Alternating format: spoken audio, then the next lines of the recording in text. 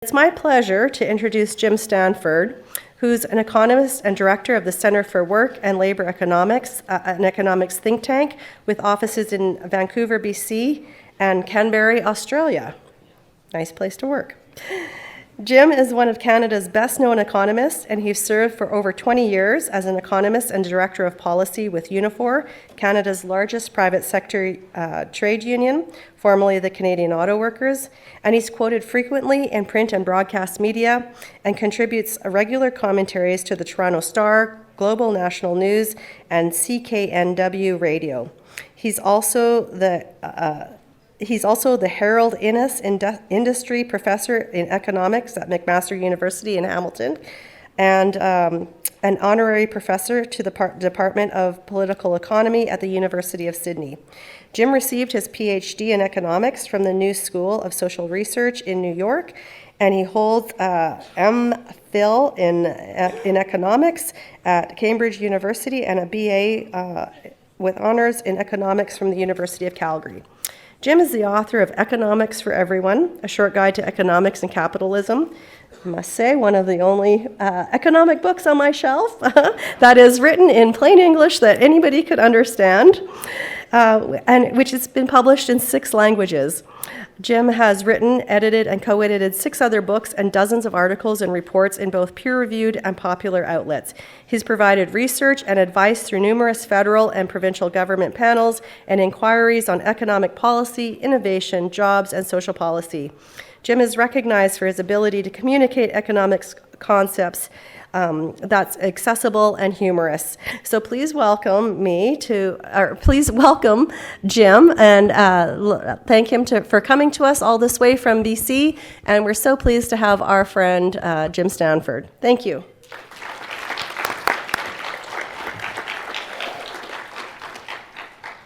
Would you like a glass of water too? I think I'm good. Okay. Thank you. Karen and Gil and team, thank you so much. You heard in the intro, I got my first degree from the University of Calgary, right here. And this is McEwen Hall, where we used to come and get pissed up every Friday night for the cabarets, we called them in the olden days. You don't call them that anymore. And so just walking through the doors made me sort of channel hungover Saturday morning feeling, even though it didn't happen last night. It was some kind of metaphysical time-space continuum, I guess. Karen, thank you so much for the introduction. One word of warning. Never, never, never cancel the coffee before The Economist. Because The Economist comes up with the charts and graphs and statistics. They say an economist is someone who's good with numbers but didn't have the personality to become an accountant. So the coffee is there, friends. No offense if you go right now, and no offense even if you go outside in Mac Hall and find some stronger stimulant if needed for what is ahead, where we're going to talk about Alberta's disappearing advantage. I am a born and raised Albertan, so I can come and shit-talk the province as much as I want, right? And not say, he's an eastern bastard, let him freeze. Okay, I got a right to talk about how working people in Alberta built this province, and now working people in Alberta are being screwed. So we've got every right to stand up and demand more and call it for what it is. Exploitation and trickle-up economics is what's happening, and we'll describe that in the facts and figures as we go through. And we're launching this paper today, Alberta's Disappearing Advantage, to be part of the big campaign that the Fed and all the affiliates are launching this year about winning back some of what workers have lost over the last 4 hard years in particular, but more broadly than that, over the direction, the negative direction that Alberta has taken under 2 UCP governments. And we'll go through the facts and figures, and hopefully this will help. Obviously, all the major public sector bargaining that's unfolding this year, but tons in the private sector as well. And as I will show you, Alberta is an equal opportunity province where the employers are concerned. They're happy to screw the public sector workers and happy to screw the private sector workers. Equal, fair, even-handed exploitation. So all of us have a stake in fighting back and winning again this incredible idea that it's actually a good thing for people to get paid well. Okay, this is an amazing concept, okay? that has been lost, obviously, on a provincial government which has adopted wage suppression as an explicit priority of its economic strategy. And it sounds incredible to say our government is actually trying to keep us poor, but that is exactly what this government is trying to do. And we'll show that it's worked, okay, in the sense that real wages have declined in Alberta, living standards have declined in Alberta, and profits have exploded in Alberta. And that's not an accident. We can't blame it all on OPEC and the ups and downs of the world oil price. There's something happening here in Alberta that's unique, that's painful, that's perverse, and that needs to be stopped. And that's what we'll go through today, and what's in the paper that hopefully... It's 50 pages long, okay, and there's at least 35 graphs. So if all else fails, pick up the damn paper and hit the boss over the head with it when you're in bargaining this year. The paper is on our website, and all of our other research at the Centre for Future Work is there, open access. Please check it out. There's my Twitter handle and the Centre's Twitter handle. You're welcome to post from today's presentation. I still call it Twitter, okay? I don't care what that fucking idiotic billionaire wants to call it. It's still Twitter. I don't know. Did you hear this story breaking this morning from California about this big, giant social media merger that Elon Musk is on about now? He is leveraging a buyout, so it's going to be YouTube, Facebook, and Twitter all in one company. And apparently he's going to call it YouTwitFace. YouTwitFace. Because his branding on X didn't actually work, did it? So he's going to give it another go with YouTwitFace. So, Karen, you and your top flight communications team got to get up on the YouTwitFace platform and get the word out there. Okay, a bit of a fairy tale. Once upon a time, I remember I grew up here. I don't know if I mentioned that. Alberta was a place with the highest wages in Canada. It was the best place for a working person to come. Easy to find a job, easy to earn a decent living, support a family, and have a good life. That was the fairy tale back then, in a time long ago, but a place very near, right here. Now, of course, we have had, I guess you could say, a rude awakening to realize the fairy tale isn't quite what it was supposed to be, like this scene from Shrek, do you remember, where they go in and lo and behold it's the fox, the wolf in the bed, not the princess. And we've had a rude awakening for working people in Alberta. We've seen real wages declining significantly over the last decade. We've seen living standards for families decline as a result. You don't need a PhD in economics to put those two together. The vast majority of people in society have to work for a living, okay? So their living standard depends on finding a job, keeping a job, and getting paid decently for that job. There's a certain group of people in society who don't have to do that. So they're the ones who live off the work of others.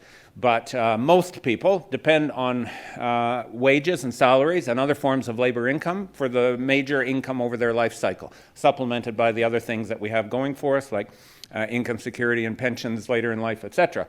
So real wages falling, living standards falling, and living standards falling isn't an abstract thing. It's people who cannot put food on the table. It's people who are panicking to keep a roof over their heads, and we see it. So this myth of the Alberta advantage, which is still a slogan the government loves to tout when they're going out giving road shows to foreign investors, okay, for whatever the latest scheme is, they'll talk about the Alberta advantage, but for the vast majority of people in society who have to work for a living, it's not an advantage anymore. It's mostly disappeared.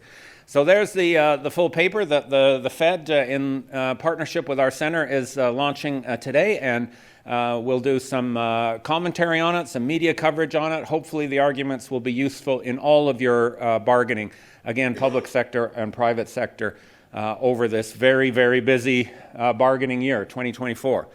I'm going to go through the arguments in this order. I'm going to talk about work and wages and what's happened to work and wages in Alberta. I'm going to talk about how we compare that to prices and the cost of living. We all know there's been a cost of living crisis in Canada in generally, and most acute in Alberta, and it has two parts to it. It's very important to remember the two parts. We hear a lot about prices, of course, and how expensive stuff is, and rightly so. But the other part that's just as important is how much money are we making that allows us to keep up with those prices. And we cannot just go around and sort of scapegoat and say, well, why is this price too high? Why is that price too high? In some cases, there's good reasons to be angry. But we also have to be saying, why aren't my wages keeping up? That is just as important. It's like scissors with two blades. You can't cut without the two blades. Then we'll put the two together and show why real wages and living standards in Alberta have been declining. We'll talk a little bit about the broader economic context for all that and how the UCP's strategy, which has been to build the provincial economy on the strength of wage suppression and other handouts to the business sector, why it isn't working. And in fact, by all of the core measures, Alberta's done worse than the rest of the country, and in many cases, the worst among the rest of the country. And then we'll talk a little bit about what it means in collective bargaining coming up this year. So first part, work and wages. Alberta's economy has been through a tough decade, no doubt about it. And no doubt about it, a resource-dependent economy, oil and gas in particular, the ups and downs of the world oil price and OPEC Plus, and what happened in 2014 and what happened after the pandemic, et cetera, all certainly part of the story. But here's the hard truth, okay? It's continued anyways, even when the oil industry turned around, even when the price shot up, even when oil profits shot up to record highs, by the way. They've never been better. The decline in real wages and economic conditions in Alberta continued. And that suggests there's something else going on. And we cannot buy into the story that it's all about the oil price and all we have to do is wait for the next oil boom to come along, okay? And that will take care of it. And we'll just promise. I promise I won't piss it all away this time, the next time the oil boom comes. Because even if the oil boom comes, and there has been quite a turnaround in the oil industry, you wouldn't know it for people who work for a living, even in Fort McMurray. It's not like the good old days, right? Why? Because the companies are taking those profits and putting them in their pockets and putting them in the pockets of their shareholders. It isn't being reinvested here, and I'll show you the hard numbers on that. So we have to understand the role of deliberate, proactive policy in explaining what's happening in Alberta. It isn't just the roller coaster of world oil prices. And in this regard, Alberta's done very, very poorly. In fact, relative to population, Alberta's population has been growing quickly, faster than the Canadian average. Relative to population, there is no province that's done worse in the last 5 years, creating jobs for the people who live here than Alberta. And that's a shocking change from what we used to think of Alberta as the jobs engine. So this graph shows over the last 5-year period, so going back to 2018, the last year before the UCP came into power here, in Canada as a whole, employment has grown. There's been ups and downs, of course, the big crunch during the pandemic lockdowns, but then a very fast rebound, and then employment's been growing since then. On average, over those 5 years, 1.5% a year. Alberta, 1.5% a year. So mediocre, not strong, not weak in terms of the absolute number, just par for the course. So immediately we should be thinking all of this stuff about we're the Alberta advantage and we're growing the economy, etc. No, we're barely keeping up with the rest of the country in the number of jobs.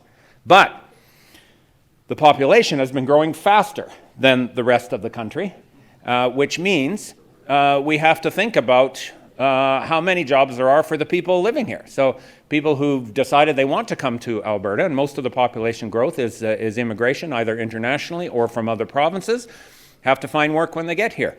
And lo and behold, relative to the size of the working age population, the job creation has been sadly inadequate. As a share of the people in the working age population, employment has declined in Alberta over the last 5 years. In fact, by 1.6 percentage points in cumulative. So over 5 years, a good chunk of the people who are here to work and able to work can't find work. So in terms of the quantity of work, it's been inadequate. And the change in the employment rate, what economists call the employment rate, employment measured as a share of the working age population who could be doing that work, no province has done worse on the quantity side. And as a result, Alberta's had higher unemployment than the rest of the country on average throughout this whole period. So this shows the unemployment rate over the last 5 years in average. That's the dark bar. And the light bar is 2023 on average. And in both cases, higher than the national average by between half and 1 full percentage point. So job creation numbers, only mediocre. Fast population growth means declining relative opportunities, therefore unemployment. In fact, last month the unemployment rate rose significantly in Alberta to 7%, well above, again, the national average. So on the quantity of work front, nothing to boast about. But once you got the job, you've got another struggle as a working person, and that's to keep the job and get paid fairly for it. And for a range of reasons, some of them related to that weakness in the labor market. A higher than average unemployment rate obviously makes it hard for any individual or any union to negotiate better wages. But on top of that, we've got a whole array of structural and institutional strategies that have been implemented in Alberta deliberately to keep wages down. And this is, again, where we have to call it out and say this is not an accident that wage growth has been so weak in Alberta. The government is trying to keep it that way. And lots of evidence. The most galling is the fact that the minimum wage has not changed in 6 years, since 2018. This is an absolutely abhorrent and immoral and cruel policy that this government has taken to freeze the wage for the lowest paid people in society through 6 years of accelerating inflation. They should rot in hell for what they've done to low-income workers in this province. Same goes for collective bargaining coverage. We have the worst labor laws in the country in Alberta when it comes to the rules around organizing a union, certifying the union, negotiating a first contract, and carrying on with the other normal business of collective bargaining. Third is, of course, how the government has treated its own employees and employees in the broader public sector, where the employer is actually the employer, where the government is the actual employer or the funder. Okay, and we saw in the 2020 rounds of bargaining that extended for a couple of years through the worst period of the pandemic, the ruthless efforts by the government using all kinds of dirty tricks like secret mandates and threatened fines from employers in the healthcare sector, say, who didn't follow the secret dictates on what the maximum wage was going to be, et cetera, plus the threats, as Gil just talked about this morning, of banning the strikes and imposing contracts, even if they violate the Charter of Rights in doing so. The threats, even if they don't do it, have a chilling effect. So for all of those reasons, it's not a surprise that wage growth in Alberta has been the slowest of any province. So this shows the average increase each year in wages for workers in Alberta. It comes from Statistics Canada's payroll survey, which is considered the most reliable indicator of wage growth. Hourly is the blue line for people who work for the hour, the average hourly wage.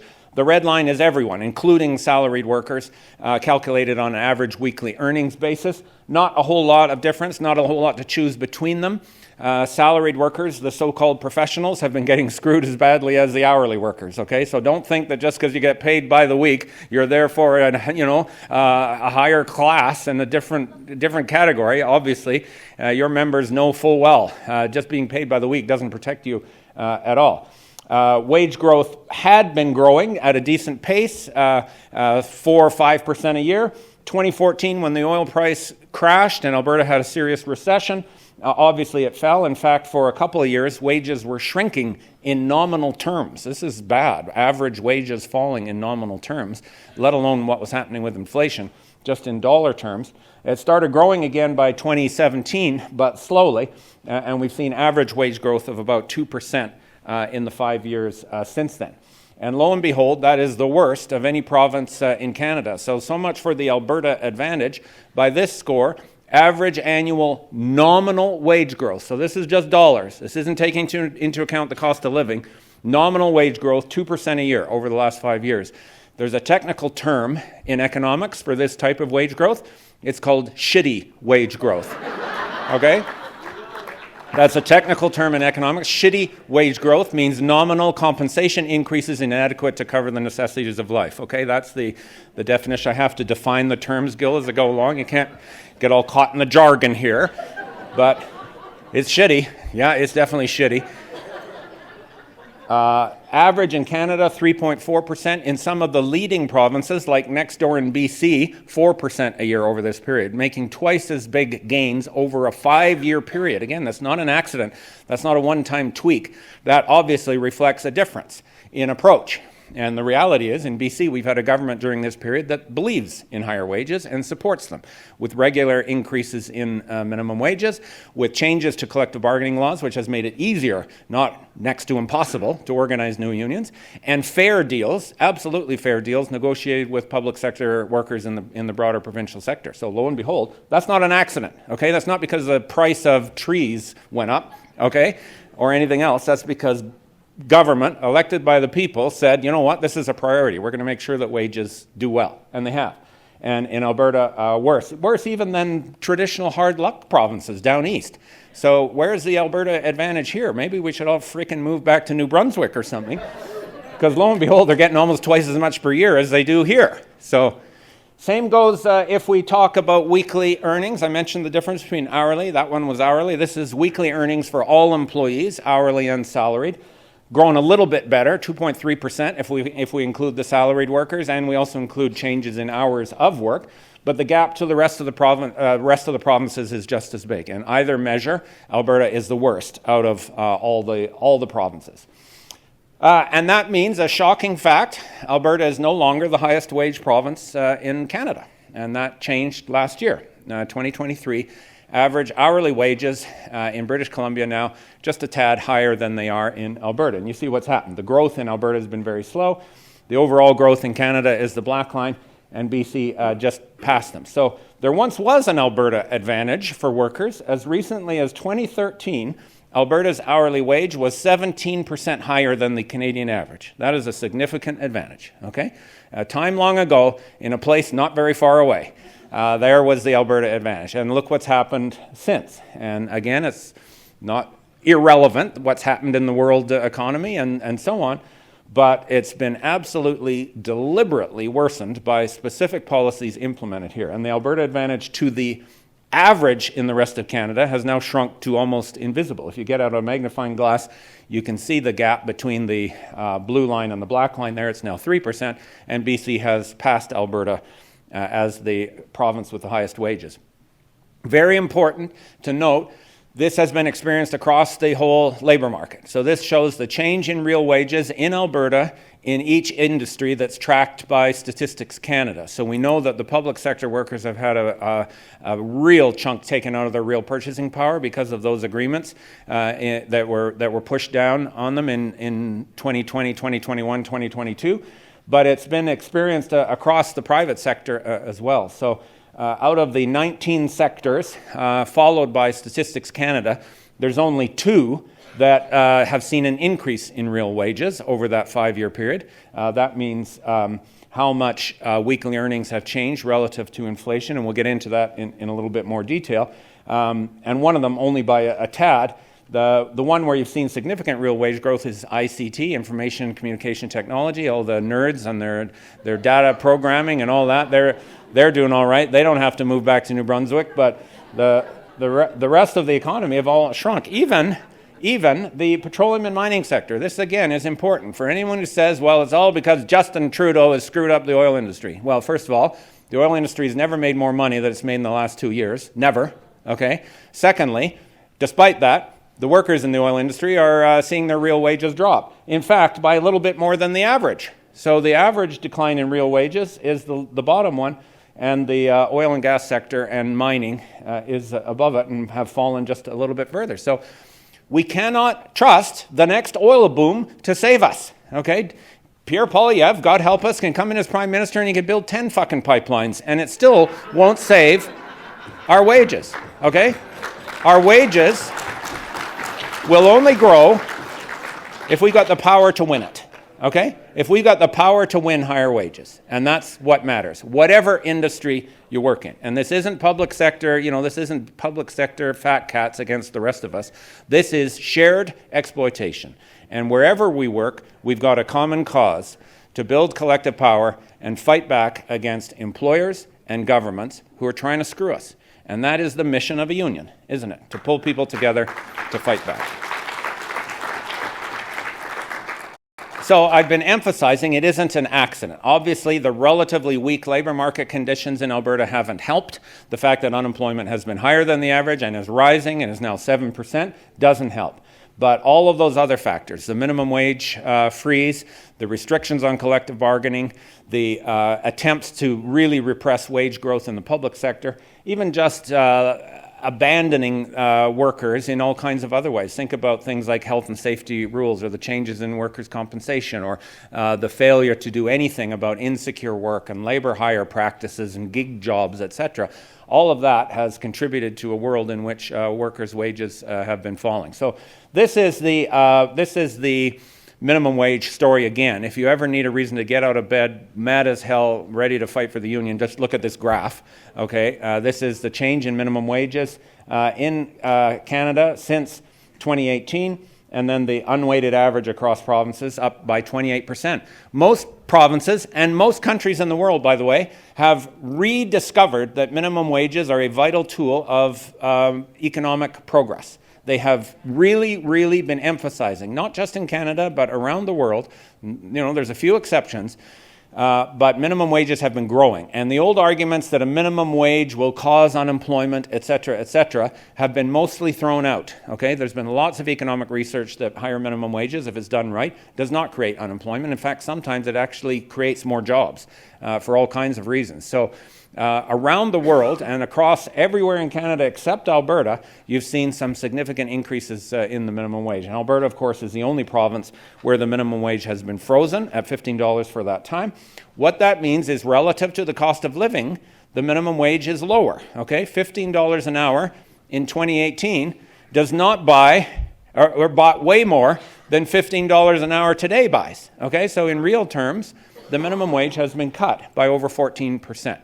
And that has to be reversed. So one of the recommendations from our paper is to fix this, and fix it now. We should have a 15% increase in the minimum wage tomorrow. And that would take the minimum wage up to a level that simply matches what's happening elsewhere in Canada, and then have a program over several years to grow it further over time. And everywhere else has seen an increase in the real minimum wage. What that means is minimum wages have increased faster than inflation everywhere else in Canada. Even in Mike Harris, Doug Ford's Ontario, easy to get the two mixed up. In Doug Ford's Ontario, you've even seen the minimum wage keep up with inflation and a little bit more. Only in Alberta have you had a decline like that. And here's what's happened. Talk about champ to chump in record-breaking time. Okay? Alberta, even before the NDP came, okay, even before that, Alberta had one of the highest minimum wages in Canada, consistently. That was part of the Alberta advantage, because wages were higher in Alberta, and the overall economy was strong, and it made sense to have a higher minimum wage. Then, with Rachel Notley's government and the ambitious improvements in the minimum wage, we went from third highest to first highest. So by 2017, Alberta had the highest minimum wage in Canada and had kept that title for a couple of years. But 6 years of freezing plus increases in minimum wage elsewhere, we've just fallen right off the charts. So now we're tied with Saskatchewan, yay, for worst minimum wage in the country. We have the worst minimum wage in the country, an honor shared with neighboring Saskatchewan, which is also run by a bunch of wankers who believe in trickle-down economics. So go figure, okay? I've given credit here. I could have put it at 13, but I made it 12th. You know, if you're tied in that position, you can say, well, we're tied for 12th. So, and that's among the provinces and the territories. And of course, even the federal government has its own minimum wage now in the federal jurisdiction.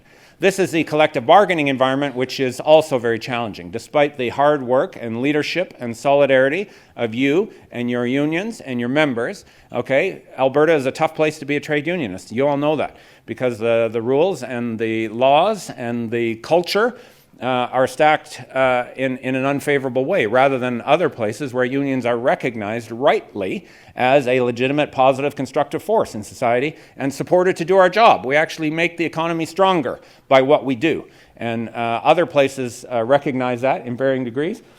As a result, Alberta has the lowest collective bargaining coverage of any province. Under 1 in 4 workers in Alberta are covered by a collective agreement that sets their wages and conditions and benefits.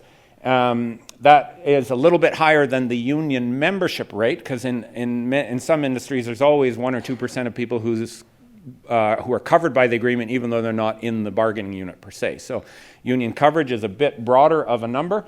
In the private sector, it's 11%. Not the lowest in the private sector, but low, well under the Canadian average, and overall, the lowest coverage of any province. And if workers don't have a union and the collective negotiating clout that comes with a union, all they can do is go to their boss, one against one, and say, "Please, sir, can I have some more?"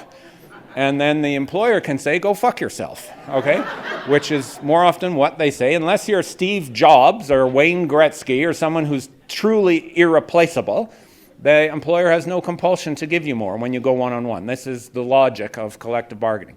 And I know that's kind of a hard thing to hear, isn't it? Because the self-help books tell us all we're an individual. We're all our own person. We each have something unique. But that argument doesn't work with the boss, does it? So you need a union to get something from the boss. So, okay, so that's the work and wages part of it. Let's put the other piece of it in, which is how much does it cost to live? This is the other blade of the scissors, if you like, on the cost of living crisis. As I mentioned, our job creation in Alberta has been mediocre, and our wage growth has been the worst in Canada. Let's see what's happening on the price side. Inflation in Alberta has been no different than the rest of Canada. This is a pedagogical moment to think about this, because how often are we told that inflation results because greedy workers wanted too much money? Yeah, we're told that all the time. In fact, we've been told that by Tiff Macklem at the Bank of Canada for the last 3 years. And lo and behold, you have in Alberta where workers got less, significantly less than the Canadian average, and half as much as they did in BC and Quebec and a couple of other leading provinces. And yet the inflation rate has been no different than the rest of Canada. So maybe it's not wages that cause inflation, maybe it's something else. And the fact that you're getting lower wages isn't going to pay off in lower inflation. It's going to pay off in a lower standard of living. And that's exactly what we've seen. On top of that, Alberta has been captured by the same forces that caused inflation elsewhere in Canada, but we've really made things a bit worse here by shooting ourselves in the foot on a couple of areas that I'll show you. So as a result, the combination of the worst wage growth in Canada and inflation that's as bad or worse than elsewhere in Canada means the real standard of living, the real purchasing power of workers' incomes in Alberta has been battered over the last decade. So this shows the rise and fall of inflation in Canada over the period since just before the pandemic. And there's no difference consistently between Alberta and Canada. So there's no Alberta advantage on lower prices, far from it. And initially when the pandemic hit, inflation fell because nobody could go shopping, right? So there's some prices that fell. Then when we reopened and we could get back and make up for lost time on some of the purchases that were deferred, and when we were all screwed up by shortages and supply chain problems, and we couldn't get semiconductors and building products and new cars after the pandemic, and there was an oil price shock when Putin invaded Ukraine, and that oil price shock was passed on to you and me, right? Even though Putin didn't invade Alberta, okay? Thankfully, yet, okay. So why are we paying so much more for our own oil that was produced here, that we own, that was refined here, and we consume here? That's an open question, friends. Okay, I know it's a tricky thing to come to Alberta and say maybe we should have a different way of running our energy system, but the reality is Albertans have been screwed by this as much as anyone else. And the inflation that was spurred by profit gouging by oil companies who took advantage of something happening on the other side of the world to stick it to you and me has been a significant issue in the falling standard of living right here in Alberta.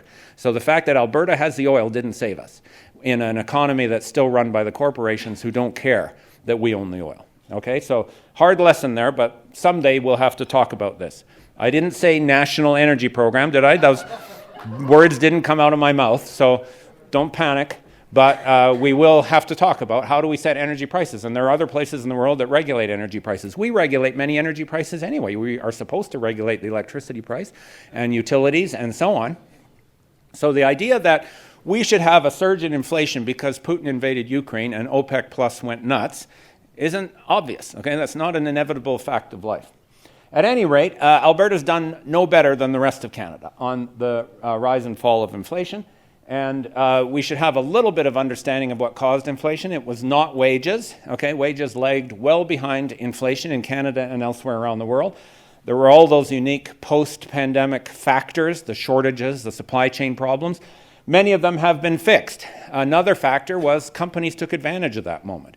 Okay, companies saw that there were desperate, uncertain consumers, there were shortages of things, and they jacked up their prices far above the costs of production. So profits in Canada went higher as a share of GDP in 2022, when inflation was at its peak, than they have ever been in Canada's history. Okay, so what was a pandemic and a social emergency and an economic emergency for all of us was the best times ever for corporations. And right there, we should say something's wrong.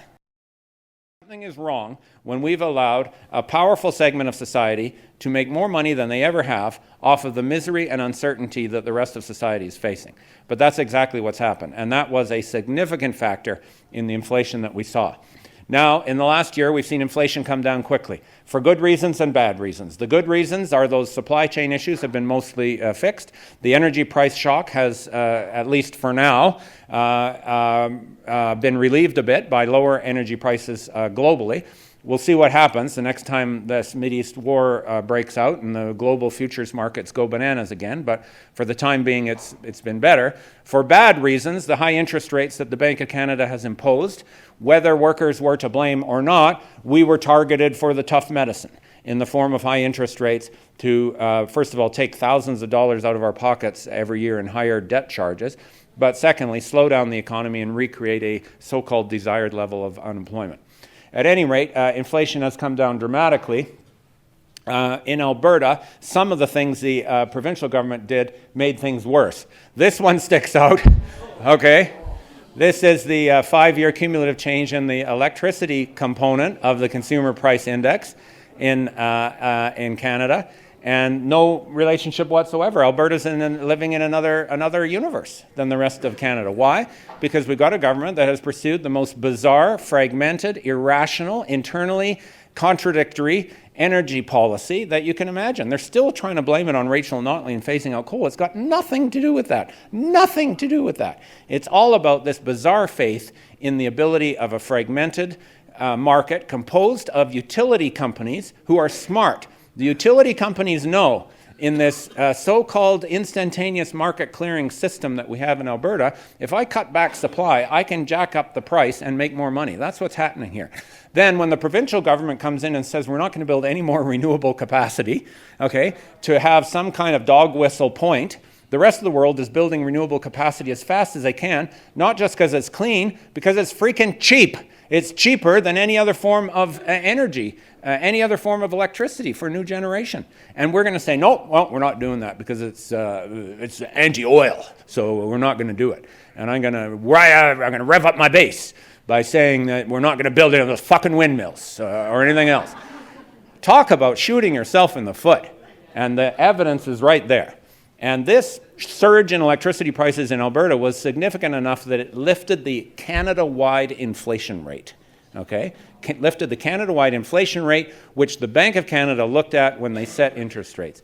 It is fair to say that interest rates here and everywhere else are higher in small part because of this, okay? That is an absolutely legitimate connection to make. Self-inflicted wound number one. Self-inflicted wound number two, auto insurance, okay? By many measures, it's hard to measure this, but by many measures, Alberta has now the highest auto premiums in Canada, and by absolute hard evidence, the fastest growing auto premiums in Canada, up 38%, more than twice the national rate of increase over the last 5 years. Gosh, look at what's that thing on the right-hand side? Down 7% in BC, what?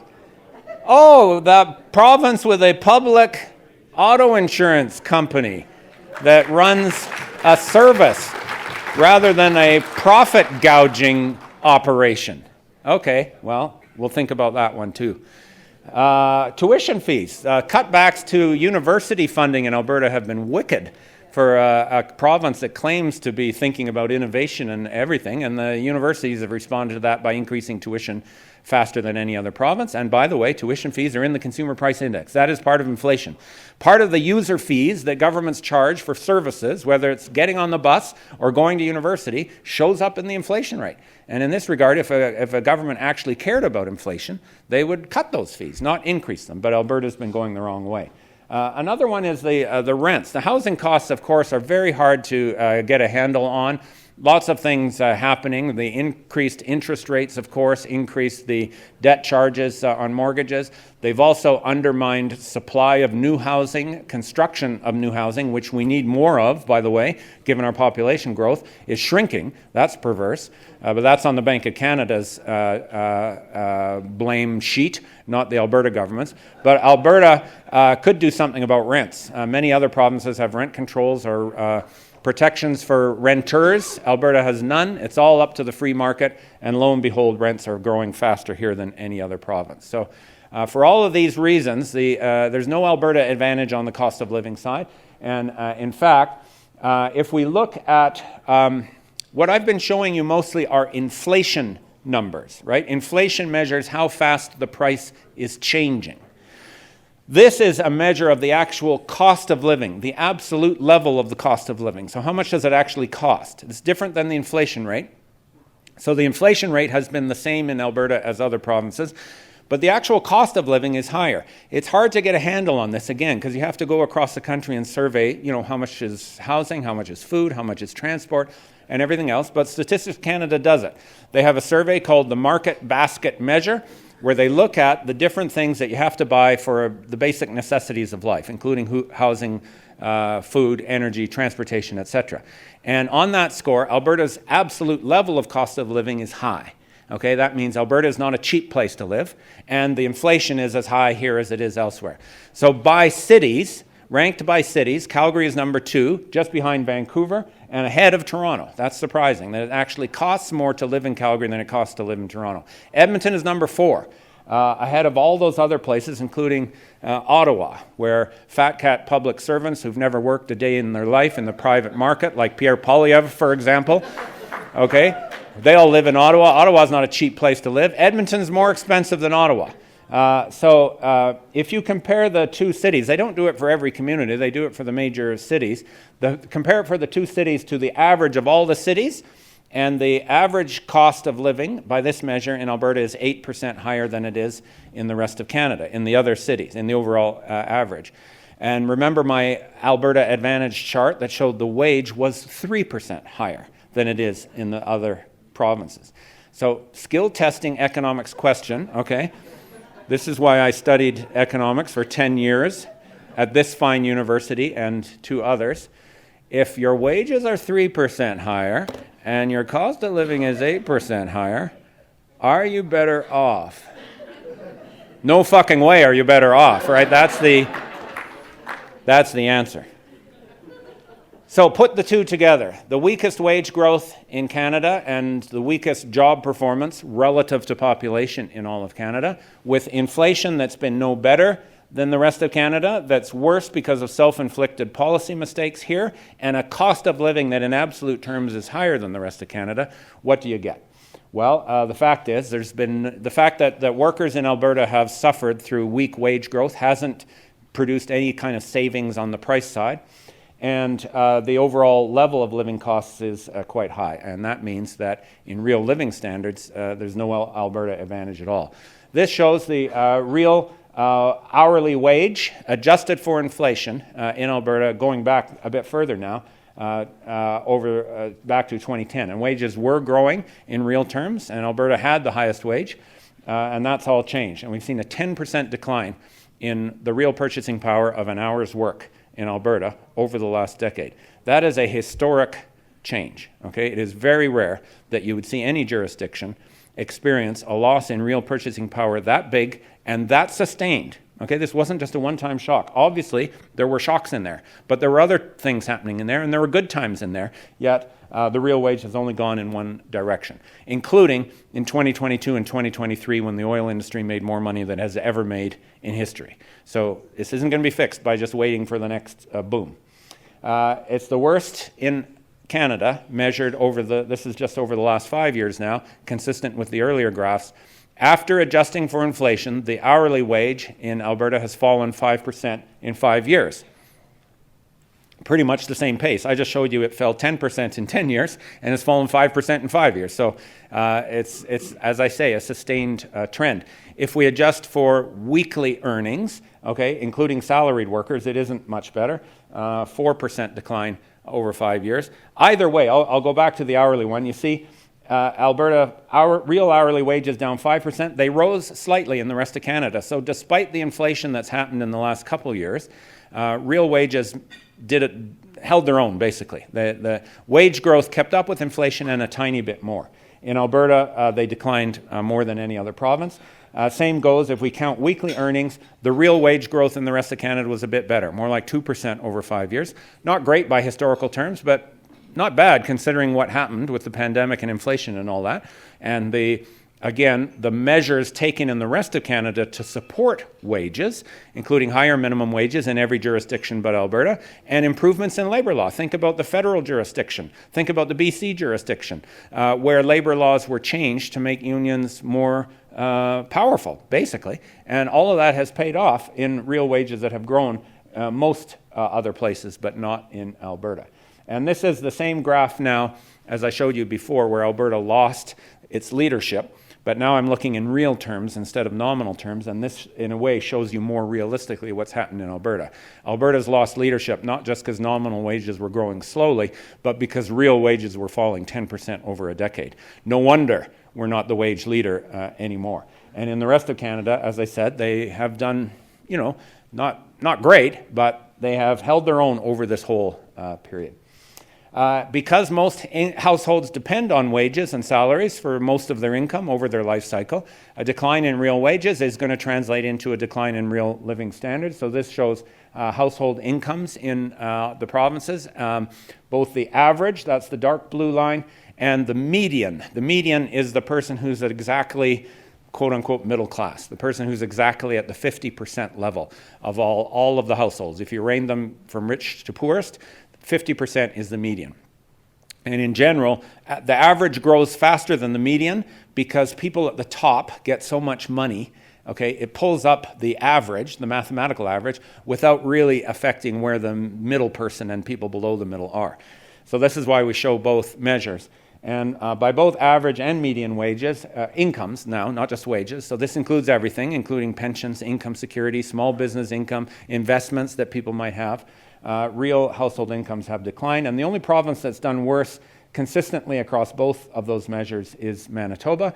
In Canada as a whole, real household incomes have grown significantly, led by BC and Quebec, to some extent Ontario. So again, this isn't an accident, and this isn't the result of inexorable global forces. This is called a provincial government trying to keep household incomes down for the benefit of corporations. And this shows up in real hardship. This isn't abstract data. This shows the change in what is called the low income incidence. The Statistics Canada doesn't use the term poverty rate because it's hard to measure and explain and define what poverty is in an absolute sense, but they have a specific characteristic, a specific benchmark called low income that relates to those market basket measures that I was showing you. And everywhere in Canada, low income has fallen over the last few years. Mostly because of things the federal government has done. The federal child tax benefit, or the Canada Child Benefit as it's called now, has had a huge, huge impact in reducing child poverty or poverty among households with children. It's an amazing policy success, actually, and it doesn't get nearly enough credit. And Pierre Poilievre would do away with it in an instant, I'm sure, if he had the chance. So this is something we've got to learn about. But the benefit is that poverty has declined, or low income has declined by 5 percentage points across Canada since 2015. Alberta is the only place that it's gone up. So how on earth can you explain that? How on earth can you morally justify that? And people with low income can't do what is needed in life, including put food on the table. So Statistics Canada measures food insecurity, that is households that are unsure that they can have enough food for healthy meals at home, and it's significantly higher than in Canada as a whole. So put low wage growth and high cost of living together, and this is what you get: hardship, poverty, and hunger. And this isn't abstract, folks. This is what we're fighting for. Now, the broader economic context of where the economy's been going, the government has used this deliberate wage suppression strategy that I've defined, along with other things that they've done, the tax cuts for corporations that Kenny brought in as one of his first acts, so-called red tape reduction, privatizing some of the services, of course, very effective business model, isn't it? Like the health testing, right? Is it blood testing they had to bring back in, or just an absolute catastrophe? You should be fired for that alone, if nothing else. And the general reaffirmation that Alberta wants to extract and export resources, and that's what we're here for. That hasn't been a successful model, as we have seen. So across a whole range of indicators, Alberta's economic performance, not just the wage performance, not just the human performance, but the old-fashioned GDP growth performance has been very, very poor. This shows average annual GDP growth in Alberta over the last 5 years compared to Canada as a whole, and less than half as fast over the last 5 years, and among the worst in Canada. Newfoundland is the only province that has seen GDP decline over this period. In Alberta, it's grown, but it's grown very slowly. Remember, Alberta's population has been growing faster than average. So we're producing less than average, but we've got more people than average. Put those two together, and you get what's called per capita, that should say, not pre-capita, per capita GDP growth per person, and it's fallen in Alberta by worse than anywhere else in Canada, tied, hooray, with Newfoundland, okay? We're tied with Newfoundland because Newfoundland had falling GDP, but very little population growth.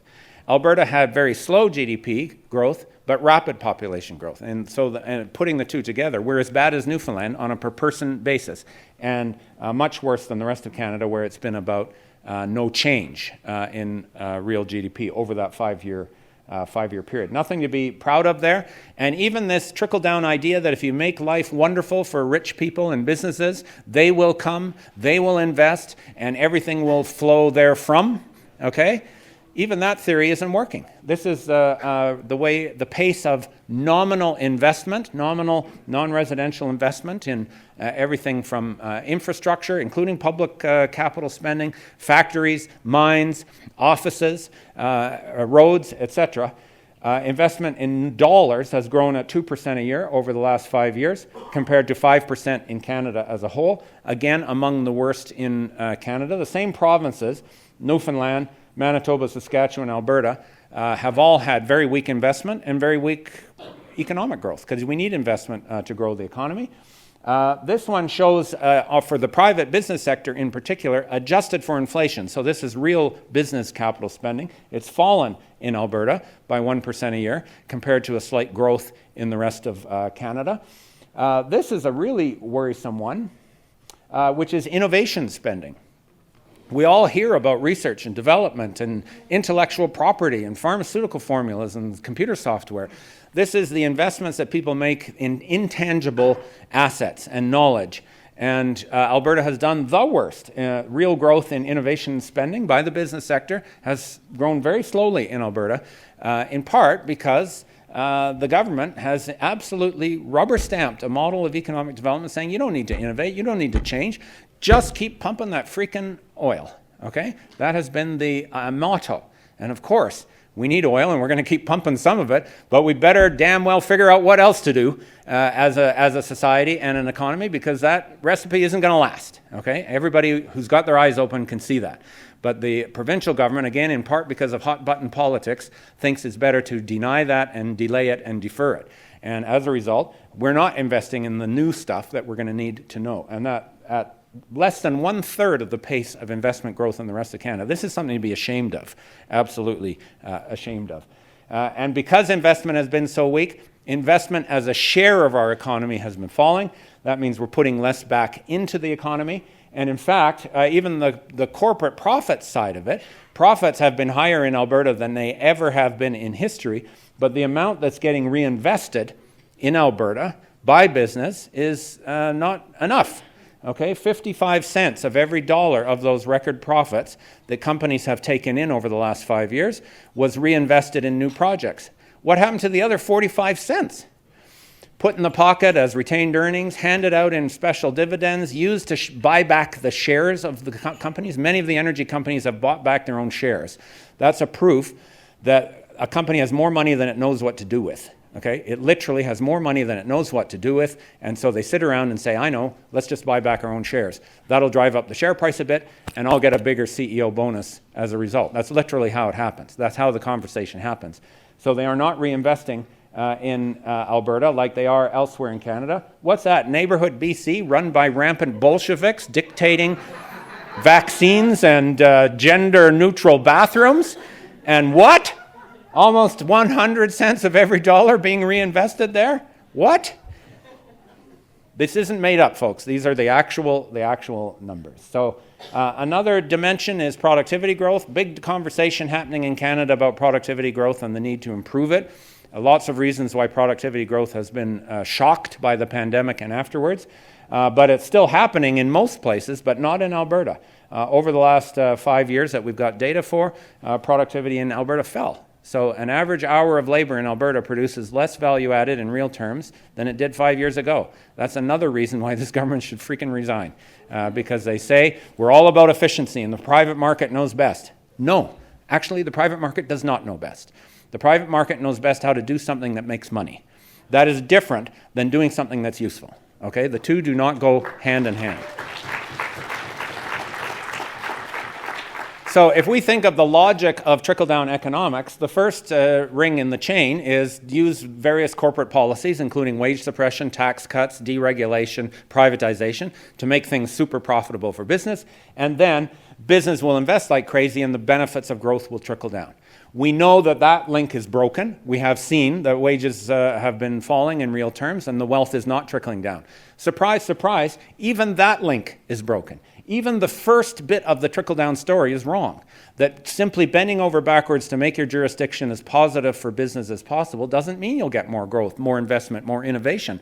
Far from it. We've seen Alberta getting less, and that's because of the drawbacks of a very primitive, one-sided, unbalanced idea of how to build an economy. And if you actually want to build an economy that works, you have to value the people who do the work. You have to value their work with good compensation and job stability and conditions. You have to invest in capital and knowledge and infrastructure, including public infrastructure. And you have to share the gains of economic growth, because then everybody says, I've got a stake in this, and we're going to make it happen. That's how you actually build economic growth, not by enriching some fat cat at the top and hoping that the benefits trickle down. You do it by valuing you and your members. They have been more about redividing the pie than growing the pie. Okay, they have said, let's grow the pie. They aren't growing the pie. In fact, in per capita terms, they're shrinking the pie. But they're certainly redividing the pie, and we've seen the slices of the pie shift.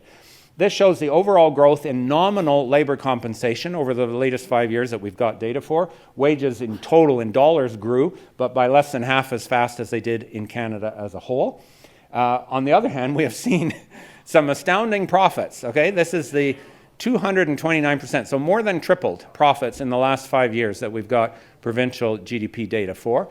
And obviously that had a lot to do with the all-time record profits in the oil and gas sector. But across the board, the corporate sector in Alberta was making out like bandits. And no surprise, that is what the government was trying to do. So you've seen ho-hum nominal labor compensation, skyrocketing profits. And as a result, you're redividing the pie. So the red line shows what workers get, because workers belong to unions, and unions apparently are communists. So that's why the red is for the workers, and the blue line is for the business sector, because blue chip companies. Okay, there we go. The red line is measured on the left, the blue line is measured on the right. And the key takeaway, the red line has fallen. Labor compensation has fallen as a share of GDP by about 8 percentage points. That means think of the overall pie. Okay, then cut a slice that represents 8% of the pie. That's a significant bit of the pie. Take it from workers and give it to the bosses. That's what's happened. Okay, and on top of that, the bosses weren't happy with the 8%. So they took another 1% slice from small business. Small business has seen its share decline in Alberta. And they took another percent from different government transfers and so on. Altogether, the business share of the pie went up by 10 percentage points. So 1/10 of the pie. They already had a good slice of the pie. They already had a good 20% slice of the pie. Now they've got 30%. And most of that came from the workers. And that decline in labor's share of the GDP, 8 percentage points over 5 years, as I said, the worst of any province in Canada. As a whole, okay, labor's lost a little bit of the pie, but not too much. In Alberta, we've lost a big honkin' slice of the pie. And again, that was the whole idea. Okay, let's get to the numbers on what this means for your big bargaining this year and the time to come, because this is a moment to put some pressure back, to turn it around, to say, no, this model isn't working. This is a moment to get the government to say, no, the goal should not be to keep wages down. The goal should be to lift wages up, because that's how most people in Alberta support themselves. And we should run the economy so that it works for most people. This year, as you well know, the biggest number of workers in bargaining in one single year in Alberta's history, something like 250,000 workers. That obviously includes the major public sector contracts that have been lined up for reasons that Gil explained this morning. But again, private sector is in the same boat. We've seen the same declines in real wages in the private sector as in the public sector, and there's tens of thousands of workers in private sector bargaining units negotiating this year. About half of all union-covered workers in Alberta will settle their contracts this year. And this is a chance, first of all, to make up for the damage that's been done in the inflation of the last few years, combined with the wage suppression. But I think there's a bigger issue here, and I think your leadership has mapped that out very clearly. This is a moment to fight for a different vision of how to run a province and how to run a society. And it starts by saying, we're the ones who produce the value, and we have to be valued for the work that we do. In this collective bargaining, you have to have eyes in the back of your head, okay? Which means you have to be looking forward and backward at the same time. That's a neat trick. Try it at home sometime. You got to be looking backward because we got some big damage to repair from the last rounds of bargaining. Okay, in the public sector, you know full well those deals that came down in the worst times of the pandemic. Okay, I know that was a tough time to bargain, and the politics were tough as well, but they were not enough, and that was clear. They were not enough even given what inflation was doing at the time. They were definitely not enough given that inflation then took off and spiked at 8% year over year in 2022. So we've got to get some repair. We've got to say, look, this was something that was unacceptable, and we cannot tolerate a significant and permanent decline in our real standard of living.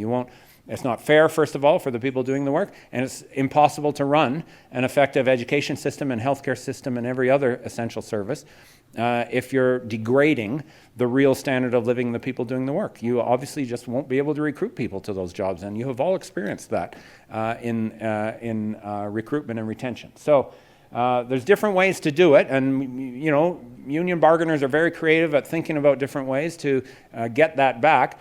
One way to not get it back is some lump sum. Okay, the employer is going to come to you and say, okay, yeah, I know it was tough. Here's $3,000, or here's $5,000 even. Okay, they could come up with a pretty big number, and it will still be SFA compared to the long-run damage that's been done. That, by the way, is a technical term in economics. SFA, sweet fuck all. It means compensation adjustment inadequate for the needs facing workers. Okay. While you're looking backwards, you have to be looking forwards because inflation isn't done yet. It's still running along at about 3% in Canada. It's kind of fell to 3% and stayed there. It's supposed to decline back towards 2%. But if you're signing a 4-year deal in the next little while, you're going to need 10% over those 4 years just to cover what's ahead on the inflation, plus to repair the damage that was done in the past. Third, the goal is not just to keep up with inflation. The whole point of economic progress is to lift living standards over time, not freeze them Okay, so just keeping up with inflation isn't enough either. At some point in time, we're going to have to get back to the idea that we are paid a little bit more year after year after year in real terms. It's a normal, healthy thing for wage growth to be a little bit faster than inflation any year that you're there because of economic progress, technology, productivity gains, etc. That's how society advances, and we have to get that back on the table as well. Right now, job one is to, obviously fix the inflation problem, but we can't forget that. So put it all together, and we're going to come up with some big numbers. In fact, we're going to come up with some big numbers that are going to cause the employer to shit themselves on the other side of the table. Okay? And we can't shy away from that. Again, we got to be effective in our communications, okay, and explain to our members and the public why this is necessary. But the fact is, the scale of the damage that has been done to working people's living standards in Alberta, more than any other province, is so significant that we're going to need major repair. So this is one example. And I stress, this is in the paper, but this is a hypothetical example, an illustrative example. Every individual bargaining table is going to have its own circumstances here.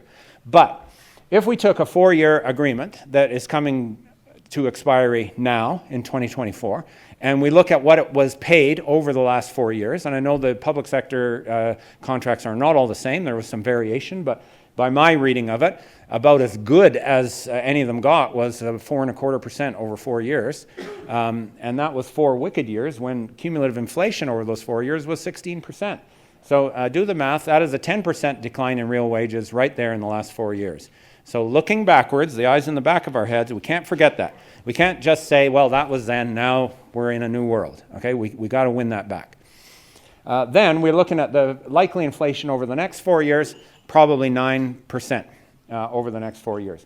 Put it together in this illustrative example. If you sign a 4-year contract, you're going to need 21.4% wage gains over that 4 years, so that real wages at the end of the 4 years are the same as they were at the beginning of the last 4 years. Do you follow the logic there?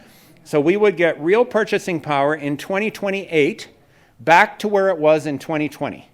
So that is hardly largesse. That is hardly rich.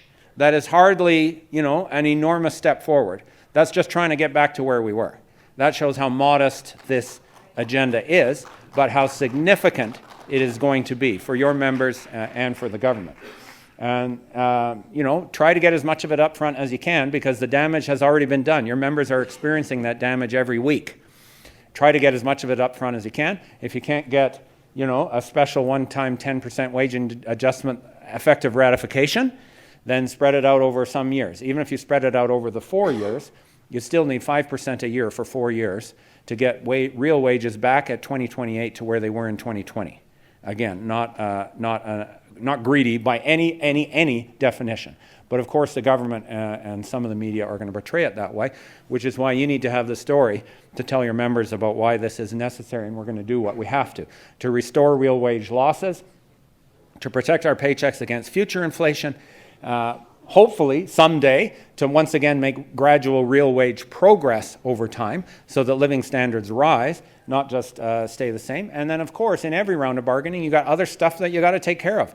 I know wages are front and center in this round for good reason, but there's other stuff about staffing ratios and classroom sizes and working conditions and pensions that you're going to have to address as well.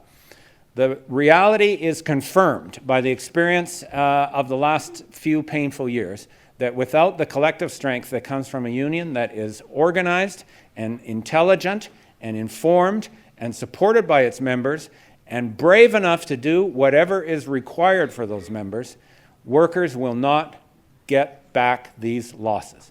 And so your task now is to fulfill the historic mission of trade unions. There is no society in history where average living standards for working people, were lifted to what we, I hate the term, but a middle-class life, A decent, prosperous, reasonably secure life doesn't happen if workers don't have the collective power to go and demand and win stuff. So hard economics, I know I have numbed you, no doubt, with charts and graphs and facts and stats, but it is important to know that they're on our side. We aren't making this stuff up.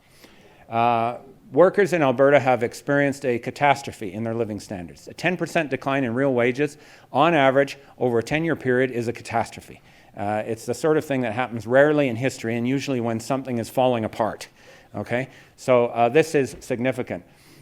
Economic challenges, obviously part of it, but self-inflicted wounds from a government that believes in a fairy tale called trickle-down economics, a big part of it as well. So the bargaining that your folks are undertaking this year is a great chance to start to repair those damages.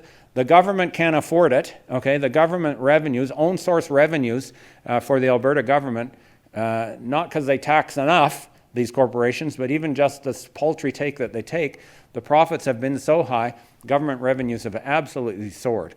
And I know, Danielle Smith did some optics and tries to look like she's spending money on Albertans. It wasn't in the right places, and it wasn't enough in this last budget. And they still got room to do right by teachers and nurses and everyone else who makes this province work. The ability to pay is not an issue, believe me, in Alberta.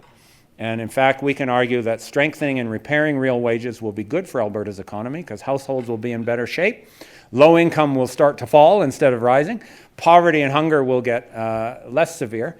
And more importantly, average working people will have money to spend. And that means the economy will start growing faster than the pathetic performance that it has been showing. So you have got a whole spate of powerful moral and economic arguments on your side to go to that bargaining and say, we need 5% a year for 4 years straight, or some equivalent, okay? The problem is, there's no judge that sits up there and says, yep, your moral and economic argument was right, you win, okay? And that's a very humbling thing for an economist to admit, okay? I think my logic and my facts should win the day. In fact, that one that I showed about profits up 229% should have everyone in Alberta in the street with torches, I think, right? Okay? But it never happens that way. It happens because we build force and power and unity and pressure. And so we'll have to defeat the government and the employers who want to use unions as scapegoats, who want to divide and rule, and who want to make that real wage cut permanent. They want to say, well, that was 10 tough years, but that was then, this is now. We'll talk about 2% maybe, we'll talk about 3% maybe, but we ain't talking about 20%. And in that regard, we can't let them forget what's happened, and we have to remind them that we have the power. Most people in Alberta work for a living. Most people in Alberta have experienced some dimension of that wages crisis. Most people in Alberta, based on the Alberta Federation of Labour's polling, support what unions are trying to do. So in that case, we've got to come to the government with unity and demands and courage and make them accept our arguments, our moral and economic arguments, whether they believe it or not. And this is the movement that is going to do it. Godspeed to your bargaining this year. Godspeed to build a better Alberta. I'm a born and bred Albertan, and I love this place, and please fix it. All righty. Thank you very much.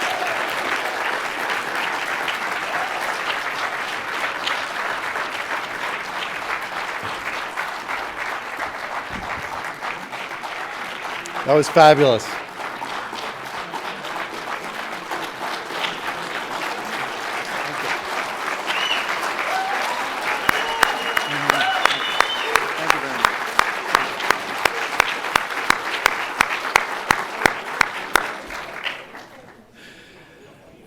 And for the media who are out in the back of the room, this is not some Laurentian elite dropping in Alberta to tell us what's wrong and what to do.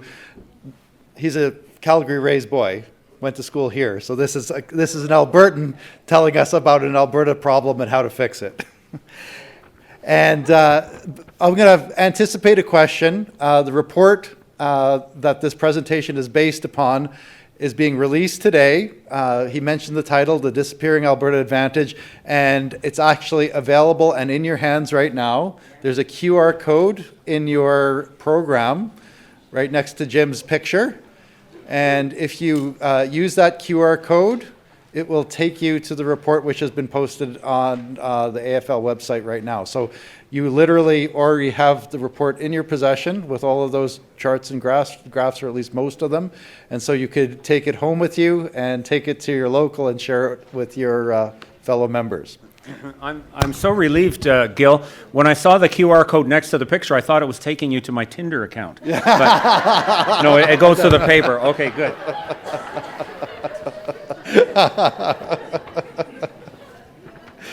You see why we invite him back, right? Yeah. So at this point, lunch is about 25 minutes away, and we've set some time aside for question and answer. So I mean, it was a long presentation, lots of information, so there may be a lot of questions. So if you have any questions, especially in the context of what you're dealing with at the bargaining table right now. So any questions for Jim, please come to the microphones at either side of the stage.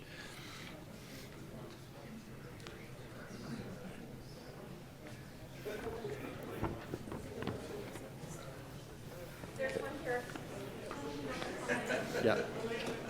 Yeah, I'll just let you. I'll just go back and forth. Okay. Please, take us off. Cheryl from ATU 583.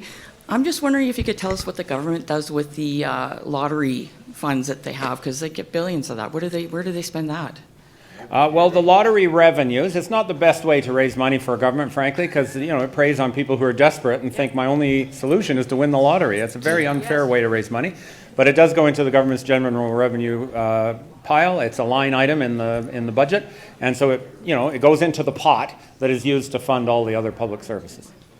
In a way, it subsidizes the other people who should be paying more taxes, namely the corporations, by saying, "Oh well, we'll get it this way instead."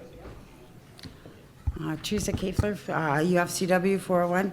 I just wanted to say thank you for all your help when we were fighting with Safeway last year. Oh yes, Teresa. I'm very sure that all your information really helped. Excellent. Yeah, you got a good settlement from that wage reopener, right? 10% over 2 years. Right, 5 and 5. So you see that 5. That number There's- 5 per year is starting to show up here. So They're whining and they're crying, but sure, we'll stick it to them. Safeway can afford it. Let me tell you. Well done to you and the local. Hi, I'm Rob. I'm member of QP Local 38. One thing I'm really noticing with so many municipalities as well as the provincial government is the unions are being still pigeonholed into requesting nominal increases that are far behind inflation, and the employers are being very chintzy and still sticking to the 2 or 3%. And as far as I'm concerned, 2% is good for milk only. We deserve a lot better. I mean, we need to get increases around like 15% in 1 year to start making up for lost wage parity and power. I mean, we need to have a rate that's a lot greater, more like cereal or heavy cream. And it just seems like union presidents are being pigeonholed in being supposedly reasonable because we have to bear in mind that it's the taxpayer paying our wages, but yet so many jurisdictions, and the city of Calgary is guilty of this for the last 30 years, they always lowball the tax increases to keep the city running, and it has been falling on our backs for way too long, and yet a lot of us cannot afford, we'll say, the plain Jane average house, when the average house price is like, is it $500,000, $600,000 for something that's really not substantial? It just seems like we're being told to expect less and less, and when times are hard like it was 10 years ago, we were being made to feel very guilty about asking for any increase when we had already lost so much wage parity. And as far as I'm concerned, the Alberta Advantage, at least for me, never existed. It is such a farce, just like Donald Trump's deranged policies. There you go. Okay. Well, that's a really great point. I'm going to keep your 2% milk line in my repertoire of sick jokes. So thank you for that. It's a very important point, though, because if we stand up now and say we need 5% a year for 4 years, what are they going to say? They're going to say, That's way higher than inflation. Inflation's only 3%. What are you talking about? And what's more, they'll say, you're going to cause inflation by a 5%. You're going to set off a wage price spiral. That's the argument. I can hear it now. And this is where we need to have the full story, the full narrative for our members and for the public about why it's 5% a year and why 5% a year just gets us back to where we were in 2020 by 2028. And it's not going to set off inflation. By the way, we had 2% nominal wage increases in Alberta on average over the last 5 years. Did that save us from inflation? No, absolutely not, because inflation had nothing to do with our wages.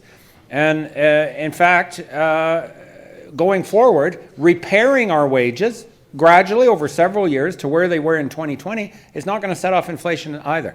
In the private sector, it's going to recapture some of those excess profits that I showed you and put the pie back to where it should be.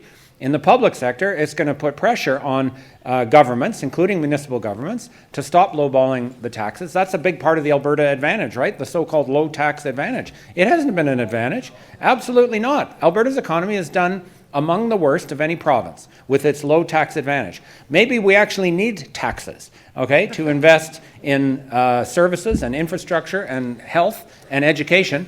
By the way, things that help an economy do better. So you have, in a very effective way, raised the crux of the matter that we are going to have to fight like hell on in the next few months to win that argument. So thank you. Greg Mady, CUPW 730, Edmonton District Labour Council. I really appreciate your presentation. As you said, all the facts and figures are there, and I think popularly we're winning a lot of these conversations and showing these details. But one thing that I've been hearing, and I have yet to see a good response to, is the criticism that these record profits are actually funding our retirements. How can we respond to that in a way that is constructive? Because this is probably the greatest grift of our time, in saying that our right to a dignified retirement is tied directly to our exploitation as we're in our working years, in the pensions and getting paid out in the larger amounts for the, and the pension funds being one of the greatest holders in a lot of these giant oil companies and everything else. So if you could help me find the answer to that question and how we can convey that to our members, it would be very much appreciated. Right. Thanks. Yeah, good one. Well, usually it's like the CEO of a bank or the CEO of an oil company responds to a critique of their all-time record profits by saying, well, your pension fund owns, this many shares of the company, so you're actually sharing in the largesse. And partly on that, we need just the facts. The reality is the majority of wealth in Canada, financial wealth, including stock market wealth, is owned by the richest 2 or 3 or 4% of society, not by us. And even if our pension fund has a little bit in there, the fact that they made this profits isn't going to make the big difference in my pension down the road. By the way, those same employers are trying to strip pensions away from workers, right? So the whole idea of a defined benefit pension plan, especially in the private sector, is on the verge of extinction. Unions are finding ways to try and bring it back, and we've made some progress in some areas. The auto talks last year, for example, actually won back a defined benefit type pension for auto workers, so that was a good sign. But on the whole, they absolutely don't want to share the wealth, and in the long run, how well we are, including in retirement, depends on what kind of a job do I have today, how am I paid for it, am I going to be able to keep the job till retirement, and does it have a pension plan? And that's what we're fighting for. Hi there, Michael Perry, Local 183 of United Nurses of Alberta. Mine's more of a comment than anything. For years, we've recognized that there are no simple solutions to complex problems, but our governments and our politicians often will try and sell us simple solutions to complex problems through talking points and outright lies.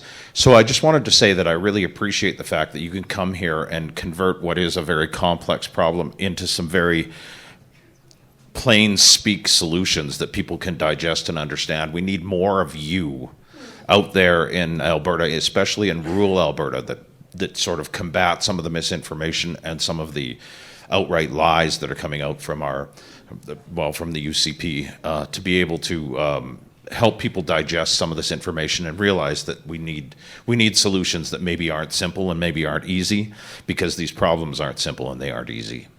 Oh, well, thank you very much, brother. I appreciate that. You forgot to mention that I defined the technical terms as we went through. That's part of effective communication. But my serious point is, it isn't that we need more of me. We need more of you having these arguments that you're confident and comfortable with making, because that's who your members are going to hear from, and that's who your neighbors are going to hear from. So I'm hopeful that you and your colleagues in your locals can take this material and everything else that the Fed and your own unions are putting out and become worker economists. Like, literally, that's what we try to do. We've always put, Gil, in our work, we've always put a big emphasis on education and training. You talked about your time at Labour College and the other programs that unions do, and it is not, it's not just to learn this stuff, it's to equip you as stewards and delegates and local presidents and bargaining committee members to be able to carry these arguments and convince your members, you know what, that isn't an extreme demand. Asking for 21.5% wages over the next 4 years is not an extreme demand. It's a pretty fucking modest demand, given what's happened. And when they start to understand that and feel that, is when they'll be ready to be on the line. And being ready to be on the line is the best way to win.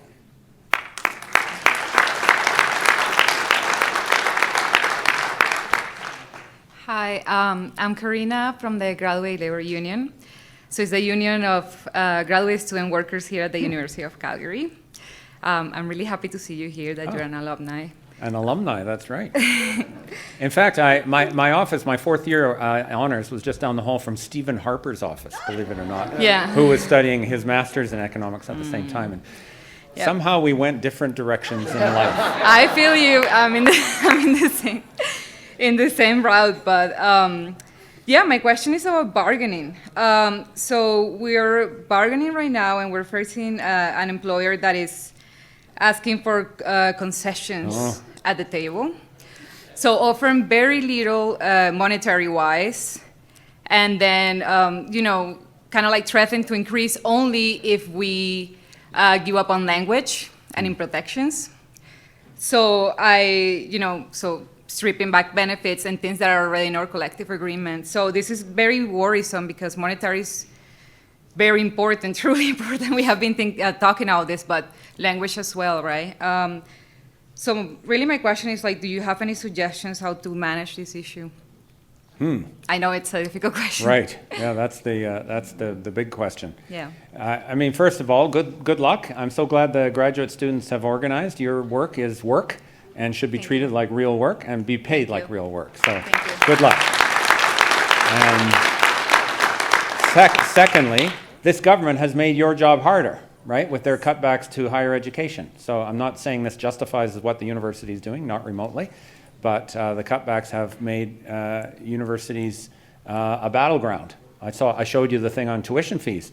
Tuition fees your members have to pay, right? So there you go. So, help your members understand the bigger context, but not in a way that lets the employer off the hook.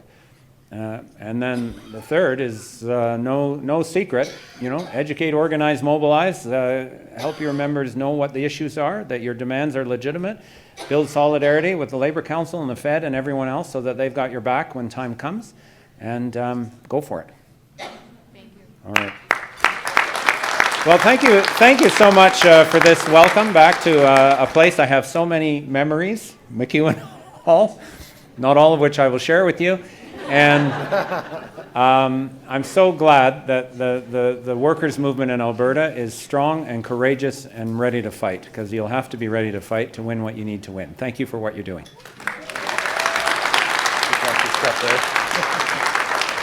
Before